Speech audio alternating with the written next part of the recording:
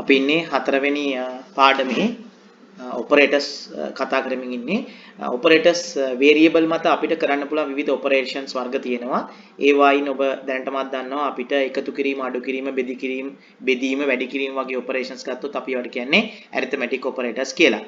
ඊට පස්සේ අපි යම් වේරියබල් එකකට අගයක් අසයින් කරන්න පාවිච්චි කරන සමාන ලකුණට අපි කියන්නේ අසයින්මන්ට් ඔපරේටර් කියලා.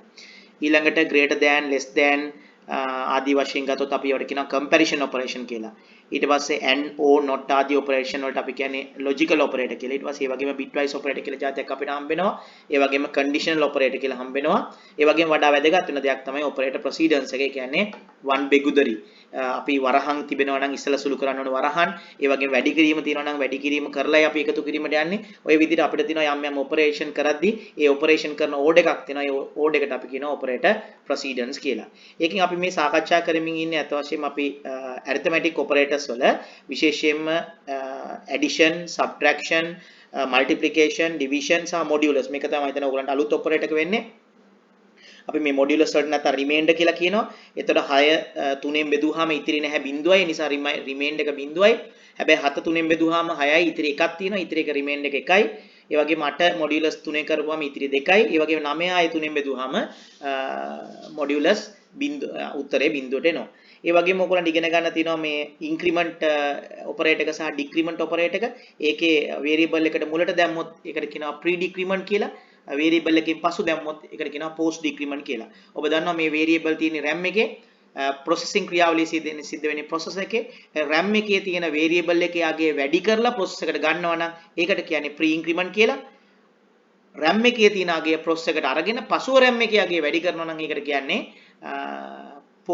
post increment කියලා. ඒ වගේමයි decrement operation එකත් pre decrement ගත්තොත් RAM එකේ දැනට තියෙන අගය අඩු කරලා process එකට ගන්නවා නම් ඒකට කියන්නේ pre decrement කියලා.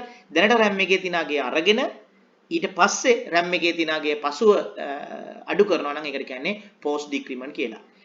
අපි මේක යටතේ 2012 වෙනකල් වූ ප්‍රශ්න සාකච්ඡා කළා. අද අපි දැන් සාකච්ඡා කරමු එහි 2012 ප්‍රශ්න ටික. සාමාන්‍ය පසුගිය පාස් පේපර්ස් වල මේ ප්‍රශ්න ටික එන්නේ එකම විදිහට. එම නිසා ඔයාලට මෙතනත් එක දකින්න පුළුවන්. අපි 2012 පාස් පේපර්ස් වලට ගියොත් මෙතන variable set එකක් දීලා තියෙනවා. ඔබට පේනවා x කියලා integer variable එකක් හදලා තියෙනවා 0යි, y කියලා variable එකක් තියෙනවා 0යි, c කියලා variable එකක් තියෙනවා 4යි. ඒ අනුව ඔබට පේනවා variable තුනක් තියෙනවා x, y, c කියලා integer type. ඒකට 0, 5 සහ 4 දීලා තිනවා. ඒ වගේම char type ch කියලා variable එකක් හදලා තිනවා. ඒ variable එකට දීලා තියෙන capital A. එහි ඔබ දන්නවා ASCII අගය 65යි. ඒ කියන්නේ ගණිතමය ක්‍රියාවලියකදී ඔබ ch use කරොත් හෝ ch integer bucket එකකට ගැව්වොත් එතකොට මෙතන මේ capital A කියන එක automatically converted වෙනවා 65ට. right. අපි මේක යම් 10 වෙනි ප්‍රශ්නෙට ඔබට පේනවා මෙතන මේ දීලා තියෙන්නේ plus y කියලා. එතකොට මේකට අපි කියන්නේ pre increment කියලා. දැන් y වල දැනට තියෙන අගය කීයද? 5යි. එතකොට මෙතන තියෙන්නේ post increment ද pre increment ද? y වලට කලින් තියෙන්නේ. එහෙනම් මේක pre increment. එතකොට ඒ කියන්නේ RAM එකේ දැනට තියෙන y වල අගය ගන්නවද? y අගය වැඩි කරලා ගන්නවද? මේක pre increment නිසා අපි y වල අගය වැඩි කරලායි ගන්නෙ. එහෙනම් අපි මෙතන 5 කියන එක 6 කරලා අන්නේ 6 ගන්නවා. ඒ 6 assign කරනවා x ට. ඒ x print කරනවා. එතන මේකේ අර්ථයක් තියෙනවා. ඔයගොල්ලෝ මේ අර්ථය පුහුණු වෙන්න. එතකොට හරි. මෙතන වෙන්නේ y වල අගය එකකින් වැඩි කරලා ගන්නවා. ඇයි? pre increment නිසා. එතකොට එන්නේ අපිට 5 නෙමෙයි 6. ඒ 6 assign කරනවා x ට. x ට ඒ 6 assign කරාට පස්සේ ඒ x print වෙනවා. මෙතන වෙන්නේ y අගේ x ට දමා x බාර දෙනවා println function එකට. println method එක. ඒතකොට එහි අගේ print කරනවා. ඒ අනුව මේ පිළිතුර වන්නේ 6. එක ඔපරේෂන් එකකදී variable වලට සිද්ධ වෙන දේ අනිත් ඔපරේෂන් වලට බලාත්මක වෙන්නේ නැහැ. මේකේ ඔයගොල්ලන්ට ඒක කියනවා following declaration and initializations to evaluate Java expression given in questions assume that each expression is evaluated separately in the program. ඒතර ඔයගොල්ලෝ මේ එක මෙතනදී x වලට මොකක් හරි වුණා කියලා දැන් මෙතනදී x වලට ඔබ දන්නවා 6 assign වෙනවා කියලා මේ ප්‍රශ්නෙට ඔයාලා යද්දී x වලට අගේ 6 ගන්න එපා. මොකද x වලගේ තාම බිඳුවයි. අපි ගන්නෙ මෙන්න මේ ටික තමයි සියලු ප්‍රශ්න වලට පාදක කරගන්නේ. මොකද මෙතන කියනවා assume that each expression is evaluated separately in the program. එම නිසා data ටික මේ උත්තරේ මේ ප්‍රශ්නෙට වෙනම ගන්න ආයෙත් මේ ටික මේ ප්‍රශ්නෙට ගන්න මේ විදිහට යන්න. right. ඊළඟට අපි 11 වෙනි ප්‍රශ්නෙට ගියොත් ඒකේ කරලා තියෙන්නේ මොකද්ද? ch එක ප්ලස් ප්ලස් කරනවා. ඒ කියන්නේ දැනට RAM එකේ ch කියන variable එකේ තියෙන්නේ මොකක්ද? capital A. දැන් ඕක ප්ලස් ප්ලස් කරනවා කියන්නේ A එකකින් වැඩි කරනවා. ඒ කියන්නේ A B වෙනවා. අන්නේ B ගන්නවා. එතකොට අපි අරගෙන වැඩි කරනවද වැඩි කරලා අර ගන්නවද? මෙතන pre increment නිසා වැඩි කරලා අර ගන්නවා. එහෙනම් මෙතන system out println වලට ලැබෙන්නේ capital A නෙමෙයි capital B. එම නිසා මෙහි ආන්සර් එක B විය යුතුයි. ඒතර 10ට ආන්සර් එක D විය යුතුයි. 11ට ආන්සර් එක B විය යුතුයි. අපි 12 වෙනි ප්‍රශ්නෙට ගත්තොත් අන්න මෙතන ඒක අනිත් පැත්ත තියෙන්නේ. මොකද්ද මේ තියෙන්නේ? RAM එකේ තියෙන අගය අරගෙන, ඒ කියන්නේ RAM එකෙන් process එකට ගන්නවා. අරගෙන RAM එක වැඩි කරනවා. එතකොට RAM එකෙන් process එකට අරන් RAM එක වැඩි කරනවා. එතකොට මෙතන currently execute වෙන expression එකට අපි අරන් තියෙන්නේ මොකද්ද? පරණ එක. ඒ කියන්නේ capital A.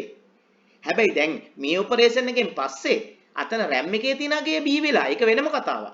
හැබැයි අපි මෙතන system out println වලට අරන් තියෙන්නේ capital A. එම නිසා මේකේ print වෙන්නේ capital A. අන්න ඔබට මෙතන හොයාගන්න පුළුවන් pre increment සහ post increment හැසිරෙන විදිය 12ට උත්තරය යනවා A. දැන් මේ ප්‍රශ්නේ පේපර් එක හදපු කෙනා මේ post increment pre increment වලට බොහොම ආසයි කරන කෙනෙක්. ඔබට පේනවා 10 වෙනි ප්‍රශ්නෙත් 11 වෙනි ප්‍රශ්නෙත් ඒ වගේම 12 වෙනි ප්‍රශ්නෙත් මේ තුනම ඇවිල්ලා තියෙන්නේ post increment pre increment සම්බන්ධව. ඒ වගේම 13 වෙනි ප්‍රශ්නෙත් 13 වෙනි ප්‍රශ්නෙත් ඒ විදිහටම ඇවිල්ලා තියෙන. අත් වශයෙන් මම පෞද්ගලිකව නම් මෙවැනි ආකාරයට එකම තියරි පොයින්ට් එකකින් ප්‍රශ්න ගොඩාක් දෙනවට විරුද්ධයි. නමුත් ඉතින් ඕගොල්ලෝ හැම තියරි පොයින්ට් එකක්ම පුරුදු වෙලා තියෙනට ඕන නිසා ඔබ මෙවැනි තත්ත්වයකට සූදානම් විය යුතුයි. දැන් අපි මෙතන පොඩ්ඩක් කතා කරමු. අපි මෙතන x++. ඒ කියන්නේ මේ තියෙන්නේ post increment. එතකොට RAM එකේ දැන් x කියලා අගයක් තියෙනවනේ. RAM එකේ තියෙන x කියලා කීයද? බිඳුව. RAM එකේ x කියලා තියෙන්නේ බිඳුව. එතකොට අපි මෙතන අපේ එක්ස්ප්‍රෙෂන් එකට ගන්නේ RAM එකේ තියෙන අගය වැඩි කරලාද නැත්නම් ඒක වැඩි කරන්නේ පසුවද? මෙතන තියෙන්නේ post increment. එම නිසා RAM එකේ අගය වැඩි කරන්නේ පසුව දැනට තියෙන අගය ගන්නවා. එහෙනම් මෙතෙන් එන්නේ බිඳුව. හැබැයි මෙතෙන්ට අපි මේක බිඳුව ගත්තට පස්සේ වහා මේක මොකද වෙන්නේ? 1 වෙනවා. එතකොට දැන් x වල තියෙන්නේ 1. ඒකට එකතු කරනවා ආයෙත් ගන්නවා x. හැබැයි මෙවර ගන්නේ pre increment. දැන් x වල තියෙන්නේ කීයද? 1. මොකද අපි බිඳුව ගත්තට පස්සේ ඒක 1 කළානේ. ඊට පස්සේ දැන් අපි 1 ගන්නවද? 1 වැඩි කරලා ගන්නවද? මොකද මෙතන තියෙන්නේ pre increment ද post increment ද? pre increment. එහෙනම් අපි ගන්න කලින් RAM එකේ අගය වැඩි කර යුතුයි. ඒතකොට RAM එකේ දැන් තියෙන 1. මොකද කලින් ඔපරේෂන් එකේදී අපි බිඳුව ගත්තට පස්සේ බිඳුව 1 වුණා. එහෙනම් දැන් තියෙන්නේ 1. එහෙනම් 1 එකකින් වැඩි කරනවා. ඒ කියන්නේ 2 කරනවා. කරලා ගන්නවා. එහෙනම් මෙතෙන්ට එන්නේ 2. එතකොට ඔබට පේන්න පුළුවන් x වල මෙතෙන්ට එන්නේ බිඳුව. මොකද මේක හේතුව post increment අරගෙනයි වැඩි කරන්නේ. එතකොට බිඳුව අරගෙන 1 කරනවා. ඊට පස්සේ මෙතන නම් අන්න දැන් වැඩි කරලායි ගන්න. එතකොට දැනට x වල තියෙන 1 වැඩි කරනවා 2ට. එතකොට 2 ගන්නවා. එහෙනම් මෙතන බිඳුව ඇවිල්ලා තියෙනවා. බිඳුව එකතු කිරීම මෙතන එනවා 2. ඊළඟ මෙතන y++. එතකොට y++ කියන්නේ y වල අගය 5යි. එතකොට කෙලින්ම 5 ගන්නවා. ගත්තට පස්සේ y වල අගය ආයේ 6 කරනවා. ඒක වෙනම කතාවක්. හැබැයි අපි මේ කරන්ට් ඔපරේෂන් එකට process එකට ඇතුළට RAM එකෙන් අරන් තියෙන්නේ 5. එහෙනම් මෙතන එන්නේ බිඳුව, මෙතන එන්නේ 2, මෙතන එන්නේ 5. එතකොට 5යි 2යි 7යි. ප්ලස් ආයෙත් c++ ගන්නවා. ඒකත් එහෙමයි 4. එතකොට කෙලින්ම එතන post increment නිසා එන්නේ 4. එතකොට මෙතන 5යි 4යි 9යි 9යි 2යි 11යි මෙතන බිඳුවයි. 11 හදන බිඳුව 11යි. මේකේ පිළිතුර 13ට D විය යුතුයි. මෙන්න මෙතනින් ඕගොල්ලන් හොඳට තේරුම් ගන්න පුළුවන් RAM එක සහ process එක කියන මේ දෙකේ මේ සම්බන්ධය. RAM එකේ තියෙන අගය එහෙම් පිටින්ම process එකට අරගෙන පසුව RAM එකේ අගය වැඩි කරනවද නැත්නම් RAM එකේ අගය වැඩි කරලා process එකට ගන්නවද? මෙන්න මේකයි post increment ද pre increment ද කියන එකේ තේරුම. එක අතකට process එක ගන්න, අනිත් අතට RAM එක ගන්න. variable එක තියෙන්නේ RAM එකේ. හැබැයි ඒක process කිරීමට සඳහා ගන්නේ කොහෙටද? process එකට. ඒක තේරුම් අරගෙන ප්‍රී ඉන්ක්‍රිමන්ට් සහ පෝස්ට් ඉන්ක්‍රිමන්ට් වලට ඔයාලට යන්න පුළුවන්. අපි ඊළඟට ගියොත් ඒකේ 14 වෙනි ප්‍රශ්නෙට y කියන්නේ ඔබ දන්නවා y වලගේ මෙතන y වලගේ 5යි. එතකොට y වලගේ 5යි. ඒක මොඩියුලස් කරනවා c වලගෙන් c වලගේ කියලා කියන්නේ 4යි. එතකොට අපි 5 4ෙන් මොඩියුලස් කරනවා. ඔබ දන්නවා 5 4ෙන් මොඩියුලස් කරපුවම 5 4 ඒවා 1යි ඉතිරි 1යි. එහෙනම් මෙතන යන්නේ ඉතිරි 1යි කියලා. ඒ ඉතිරි එකට එකතු කරනවා CH වලගේ CH වල තියෙන capital B. නමුත් මෙතන තියෙන්නේ arithmetic summation. එම නිසා මෙතන මේ CH කියන එක automatically integer අගයකට convert වෙනවා. ඒ අනුව capital A ගේ integer අගය වන්නේ 65. එතකොට මෙතන 65ට මෙතන උත්තරේ එන්නේ 5 මොඩියුලස් 4. 5 මොඩියුලස් 4 කියන්නේ 5 4ෙන් බෙදුවාම ඉතිරි අගය 1යි. ඒ එකට මෙන්න මේ 65 එකතු වෙනවා. ඒ අනුව මුළු උත්තරය යනවා 66ට. මොකද මේක arithmetic operation එක. ඒ නිසා arithmetic operation වලදී cha value automatically convert වෙනවා. ඒ නිසා මෙහි උත්තරය 66යි. එතකොට 14ට උත්තරේ A. අපි ඊළඟට ඔහොම යමු 2011 past papers වලට. 2011 මේ වගේම ප්‍රශ්න ටිකක් ඔබට හමු වෙවි. right 2011 අපිට 2011 දකින්න පුළුවන් A සමානයි 10යි B සමානයි 15යි C සමානයි 20යි කියලා ඉන්ටිජර් වේරියබල් තුනක් හදලා තියෙනවා ABC කියලා. ඒ වගේම බයිට් වේරියබල් එකක් හැදලා තියෙනවා 1යි කියලා. ඒ වගේම ෆ්ලෝට් වේරියබල් එකක් ඔබ දන්නවා මෙතන 10.0f දැමීම අත්‍යවශ්‍යයි. මොකද හේතුව 10.0 විතරක් අපි දැම්මොත් ඒක හැදෙන්නේ ඩබල් වලට. ඩබල් කියන්නේ 64යි බිට් වලට. හැබැයි ෆ්ලෝට් වලට හැදෙන මේ k කියන වේරියබල් එක හැදෙන්නේ k කියන වේරියබල් එක හැදෙන්නේ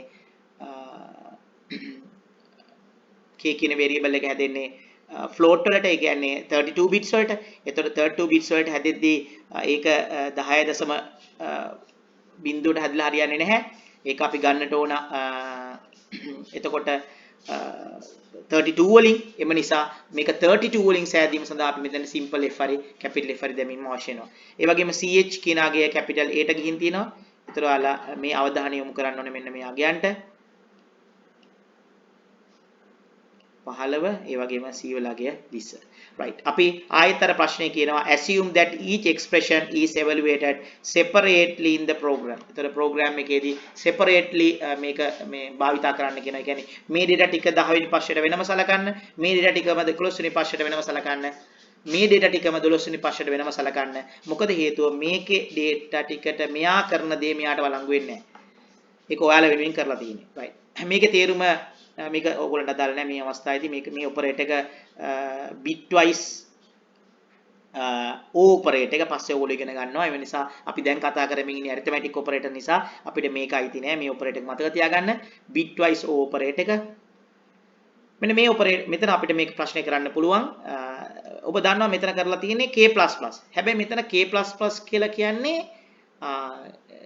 k වලගය ඉන්ක්‍රිමන්ට් කරනවා. හැබැයි ඉන්ක්‍රිමන්ට් කරන්නේ කොහොමද? අගය අරගෙන. එතකොට දැන් k වල තියෙන අගය කීයද? k වල තියෙන අගය 10යි.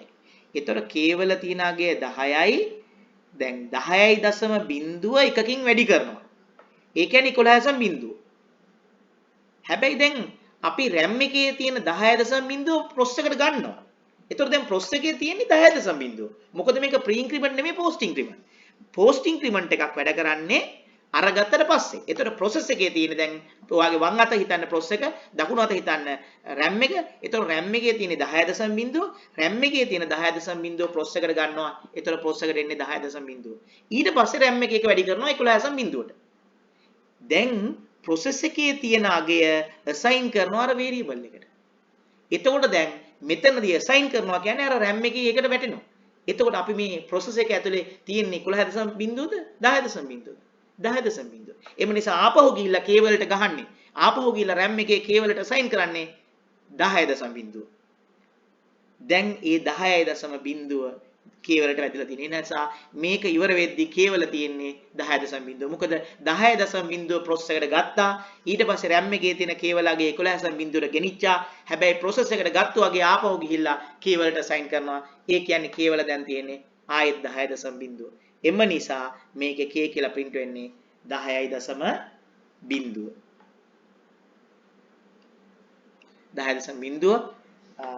11ට පිළිතුර C විය යුතුයි.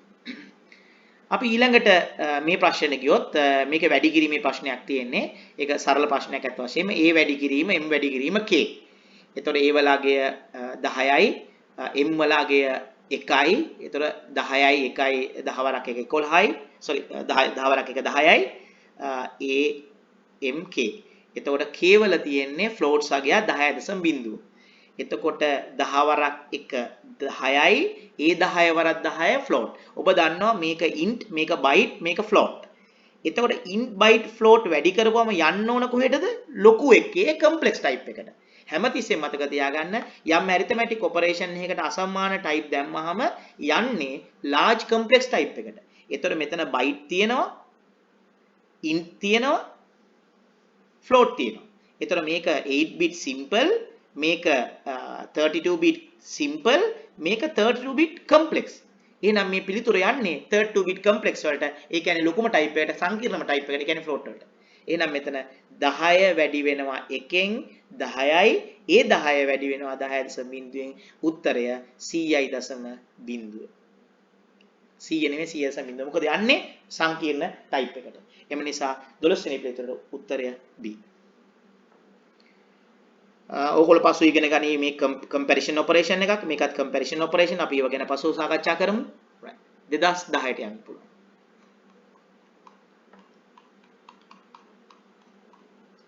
2010 තර වගේම variable ටිකක් දීලා තිනවා ආයෙත් මම කියනවා assume that each expression separately evaluated. එතකොට ඔයාලට පුළුවන් ඒක වෙන වෙනම යන්නේ. එතකොට එතනත් x y z කියලා variable තුනක් හදලා දීලා තිනවා 10 15 20. ඒ වගේම int m කියලා variable එකක් හදලා තිනවා short type අන්න 16 bit වලට හැදෙනවා 10 ch කියලා variable එකක් හැදෙනවා b කියන්නේ 66. එතන ඔයගොල්ලන්ට මේක තේරෙනවා. right. හත්වෙනි ප්‍රශ්නෙට අපි යමු. ඒක අපිට කරන්න පුළුවන් ප්‍රශ්නයක්. x යාගේ m ට දානවා. එතකොට RAM එකේ තියෙන x යාගේ process එකටගෙන ඒක නැවත m ට assign කරනවා. කරලා am ව print කරන්න කියලා print එකට බාර දෙනවා. එතකොට එහෙනම් println ට බාර දෙන්නේ m ව. හැබැයි m ව බාර දෙන්න කලින් m ට x assign කරනවා. එතකොට x යාගේ RAM එකේ තියෙන්නේ RAM එකේ තියෙන x යාගේගෙන m ට දමා m යාගේ දැන් println ට බාර දෙනවා. එතකොට x යාගේ කීයද 10යි. දැන් පොඩි ප්‍රශ්නයක් මතුවෙනවා. 10 තියෙන්නේ long type. ඒ කියන්නේ මොනවද? 64 bit. හැබැයි m කියන බකට් එක මොනවද? ඒක integer. ඒ කියන්නේ 32 bit.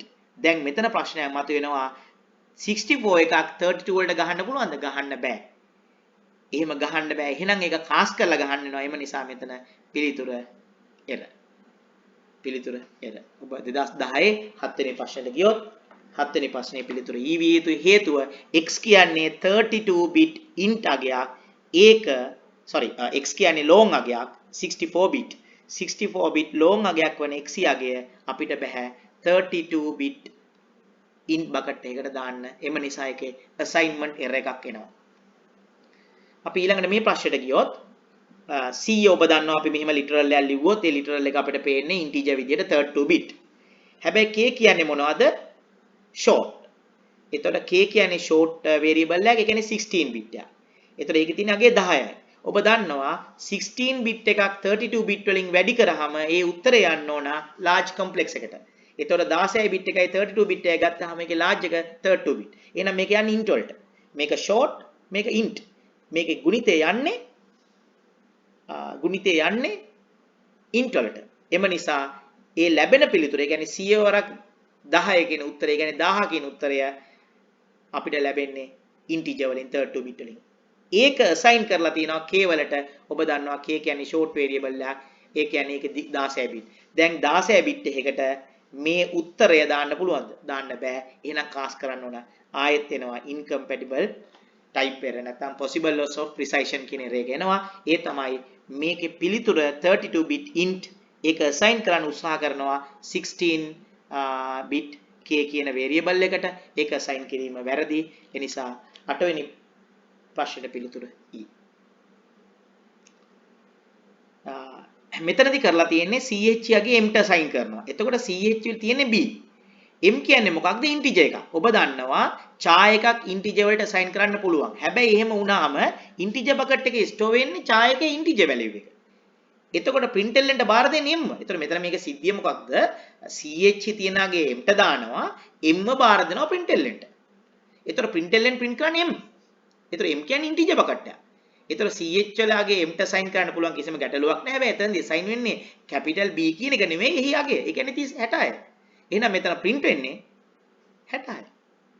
හැබැයි ඔයා මෙතන ch බකට් එක directly print කරාන. system out println වරහන් ඇතුලේ ch දැම්ම නම් උත්තරය B. capital B print වෙනවා. හැබැයි මෙතන ch යගේ int බකට් එකට දාලා int බකට් එක තමයි print කරලා දෙන්නේ. ඒතකොට int බකට් එකට දාපු ගමන් ඒක integer වලට automatic convert වෙලා assign වෙන්නේ. එම නිසා ඒකේ උත්තරය 9ට උත්තරය C විය.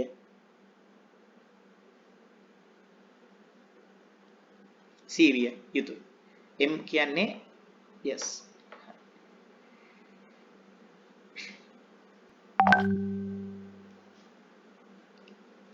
අපි ඊළඟට යමු ඊළඟ ප්‍රකාශනයේට y මොඩියුලස් කරලා තියෙනවා z වලින්. ඔබ දන්නවා y හියගේ අපි ගත්තොත් y හි තියෙන අගේ 15. එතකොට 15 z කියන්නේ 20. දැන් 15 බෙදනවා 20ෙන්. 15 20ෙන් බෙදුවාම 15 20 ඒවා නැහැනේ. එතකොට උත්තරේ බිඳුවයි. හැබැයි 15 20 ඒවා නැහැ. එතකොට ඉතිරි කීයද? ඉතිරි 15යි. ඉතිරි 15යි. එහෙනම් මේකේ අගය 15 විය යුතුයි.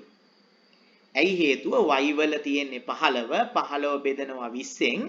එතකොට උත්තරේ බිඳුවයි ඉතිරි කීයද? ඉතිරි 15ක් තියෙනයි. 20 ඒවා නැහැනේ. එතකොට ඉතිරි 15යි. ඒ 15 සයින් වෙනවා x ට. එතකොට x කියන්නේ මොකක්ද? x කියන්නේ long. එතකොට ඒ තුනම long නේ. එම නිසා y long, z long, x long. ඒ නිසා මෙතන data type වල compatibility ප්‍රශ්නයක් මතුවෙන්නේ නැහැ. එතකොට උත්තරේ y ට x ට assign වෙනවා. x වල දැන් තියෙන්නේ 10. හැබැයි x ට assign වෙනවා 15. assign වෙලා ax print වෙනවා.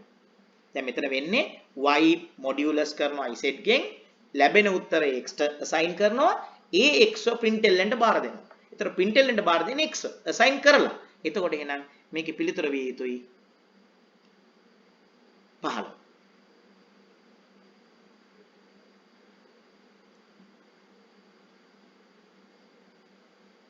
අපි ඊළඟ ප්‍රශ්නයට ගියොත් k ධන ch. එතකොට k කියන්නේ මොකක්ද කියලා අපි පොඩ්ඩක් බලමු. k කියන්නේ short variable එක. මතක තියාගන්න 16 bit. එතකොට තියෙන්නේ 10. එතකොට මේක 16 bit 10.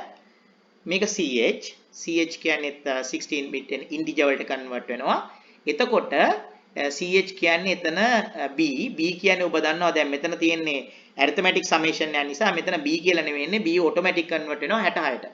එතකොට 66ට 10ක් එකතු වෙනවා. ඒ 10 assign වෙනවා z ට. z කියන්නේ ලෝම් බකට් එකක්. අවුලක් නැහැ. මොකද හේතුව මේක 16 bit මේක integer convert වුනහම 32 bit. හැබැයි උත්තරය යන්නේ 32 bit වලට. ඒක assign වෙන්නේ 64 bit long වලට. එතකොට එහෙනම් මෙතෙන්ට assign වෙන්නේ 66ට 10ක් එකතු වෙලා 76. ඒ 76 z assign වෙනවා. ඒ z print වෙනවා. එහෙනම් මේකේ පිළිතුර 2011ට පිළිතුර